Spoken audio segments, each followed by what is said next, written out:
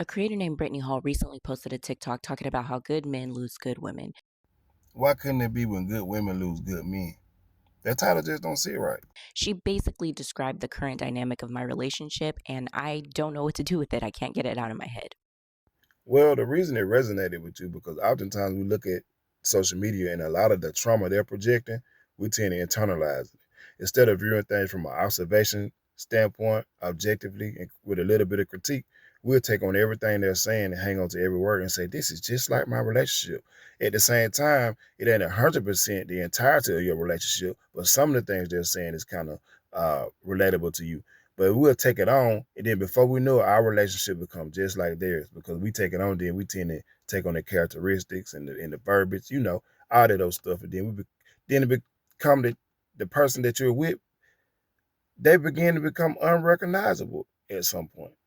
I've talked openly on my page about how my husband and I are currently in a valley in our marriage. We are trying to decide, where do we go from here? We have been together for over 17 years and married for over 13. We got married as babies. We were just 22 years old. And I know a lot of people, especially now in this day and age, are saying you should not be getting married before 26 or 30. So when I say 22, their gasps are flabbered. Yeah, all these so-called experts talking about when you should do this and when you should do that. I mean, they don't really be knowing, for real, for real. I mean, I done read stories where people have got married at 19, 20. They have been in love since 16, etc., and they still together. They're with their grandchildren, their great grandchildren. It's a whole big happy family. I think all this speculation on when you should do this and that it should be ultimately up to the person. If you love that person, and make sure you have a whole idea of what marriage is before you jump into it. But we felt like we knew what we were doing. We were willing to take that leap of faith. We understood that we would probably have more challenges than most simply because we chose to get married so young. There was so many future versions of ourselves that were going to have to grow and learn and mature. And we were okay with jumping in and taking that risk and vowing to be there for each other through all of those things. However, what we didn't know then that we do know now is that I'm an anxious attachment, he's an avoidant, and apparently those relationships are typically destined to fail. Ah, anxious attachment and avoidant. So people don't know what that is. I can explain it and attempt to explain it. Imagine waking up in the morning time and your girl want to bring up an issue to you. You know, she always nagging, always want to bring up an issue. And you typically the person that want to avoid conflict. So you don't necessarily you may not answer right then, you may not respond right then, or you might hear her out, but you're not necessarily interacting with the conversation.